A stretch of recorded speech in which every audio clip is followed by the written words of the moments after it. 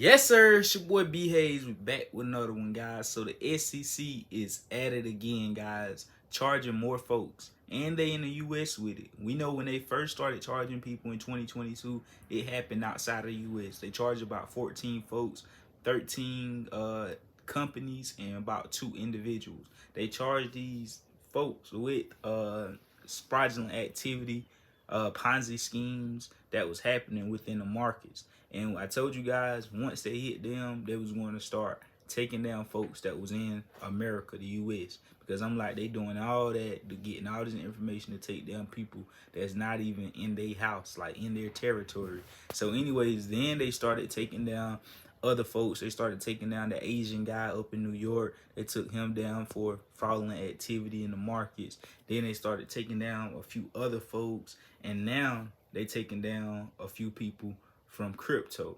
Right here we got the SEC charges 11 people in the alleged $300 million crypto Ponzi scheme. On Monday, the SEC said it charged 11 people for their roles in creating and promoting a fraudulent crypto pyramid and Ponzi scheme that raised more than $300 million from millions of retail investors worldwide, including in the United States. So guys, as you can see, they seem to be you acting as if you so concerned with them taking money from the retail investors when that's exactly what we all been waiting for with AMC and GME.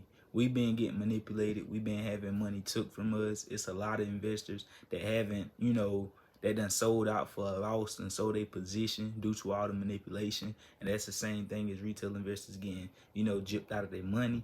And if we fast forward all the way back to the beginning of all this, when GameStop ran up to from 30 all the way to $300-400 per share, it was on track to go off to thousands of dollars.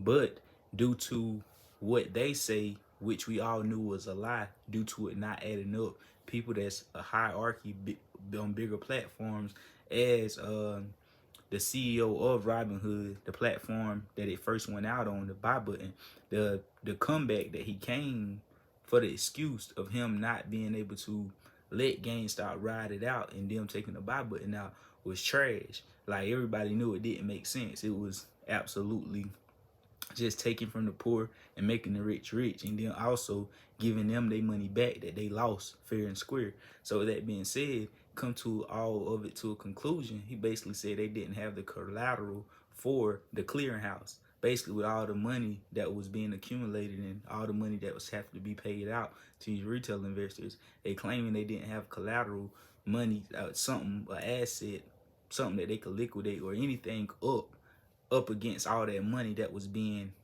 put out on the line.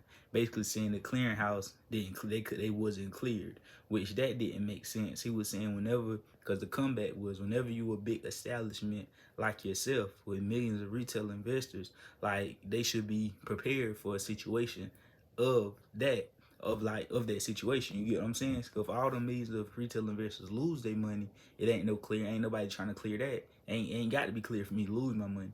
But for me to make money, something got to be cleared when I'm making too much money, obviously.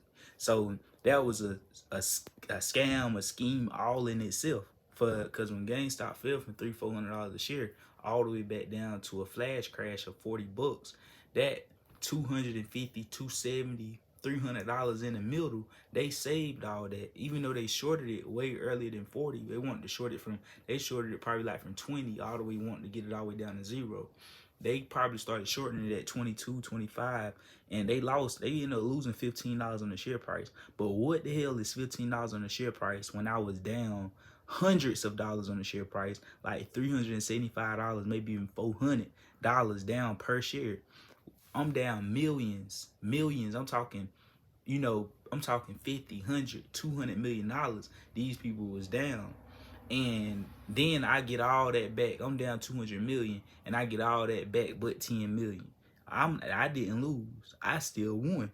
Actually, you get what I'm saying? Even though somebody say they still lost 10 million, 10 million ain't shit when you was down 200, 300 million and somebody rigged the system and came in and saved you all that cash that you supposedly had lost fair and square. So you won at the end of the day.